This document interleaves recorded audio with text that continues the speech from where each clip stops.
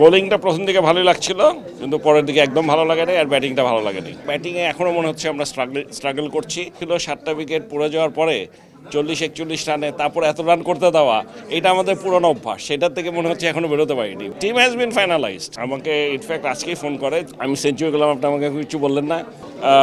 বোলিংটা প্রথম দিকে ভালোই লাগছিল, কিন্তু পরের দিকে একদম ভালো লাগে না, আর ব্যাটিংটা ভালো লাগেনি।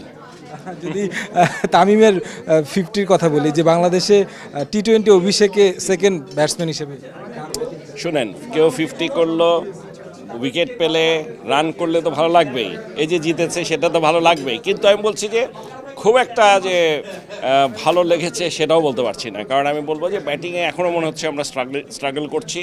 বোলিংয়ে যে অবস্থায় ছিল 7টা উইকেট পড়ে যাওয়ার পরে 40-41 রানে, তারপর এত রান করতে দেওয়া, এটা আমাদের পুরনো অভ্যাস। সেটার থেকে মনে হচ্ছে এখনো বেরোতে পারিনি। We have to get rid out of it. Liton দাসের ব্যাটিংটা নিয়ে একটু কনসার্ন কিনা?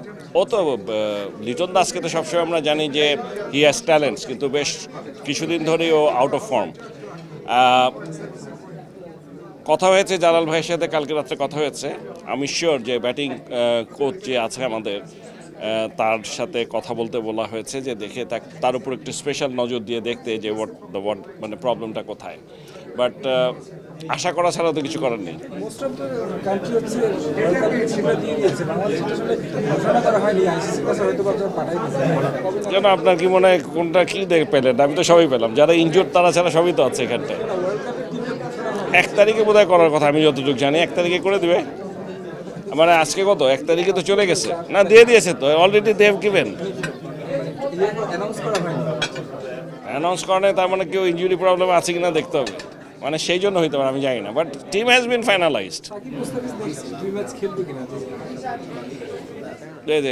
সাকিবের খেলার কথা, মুস্তাফিজ খেলবে কিনা আমি শিওর না, কারণ ওকে প্ল্যানটা কি তাও জানি না। আমার ধারণা ওকে রেস্টে রাখা হবে, কতদিন রেস্ট রাখবে তা জানি না। বাট সাকিব তো লিগে সেঞ্চুরি করলো এতদিন পরে, এটা তো একটা গুড সাইন ওর রানে ফিরে আসাটা। আমার মনে হয় ও খেলবে, দ্যাটস হোয়াট আই নো। ও এখন নাই ঢাকায়, আমি যতটুকু শুনেছি ও খেলবে। ও আজকেই করেছিল আমাকে, ইনফ্যাক্ট আজকেই ফোন করে, যে বললো যে আমি সেঞ্চুরি করলাম, আপনি আমাকে কিছু বললেন না। আমি বললাম এটাই জীবনের প্রথম নাকি? বললো না, ডিপিএল এটাই প্রথম। আমি বললাম তাও আমি জানি না, তবে আমি তোমার খেলা দেখেছি, ভালো, কনগ্রেচুলেশনস। এই ও ঢাকায় নেই, আসুক। তবে ওর খেলার কথা, লাস্ট 2টা ম্যাচ খেলবে এটাই আমি জানি। ভূমিকা তো ডেফিনেটলি রাখবে, কারণ আসলে সরকারের একার পক্ষে এই ধরনের ক্যান্সার পেশেন্ট, আপনারা জানেন, অত্যন্ত ব্যয়বহুল একটা চিকিৎসা। এইটা সরকার একার পক্ষে করা সম্ভব না, সরকার করে যাচ্ছে, এবং এটা আস্তে আস্তে আরও বাড়বে। সাথে সাথে যদি প্রাইভেট সেক্টর থেকে এরকম আসে, আমি মনে করি এটা ডেফিনেটলি একটা মহান উদ্যোগ।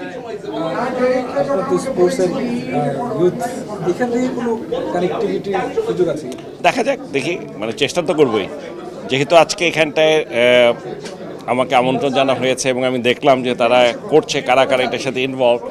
ডেফিনেটলি নেক্সট স্টেপ হবে যে আমি আমার নেটওয়ার্ক যারা আছে, আমার নিজেদের, আমরা যারা আছি, আমরা সকলে মিলে বসে দেখে তাদেরকে কী ধরনের সাহায্য সহযোগিতা করা যায়, ডেফিনেটলি উইল ট্রাই।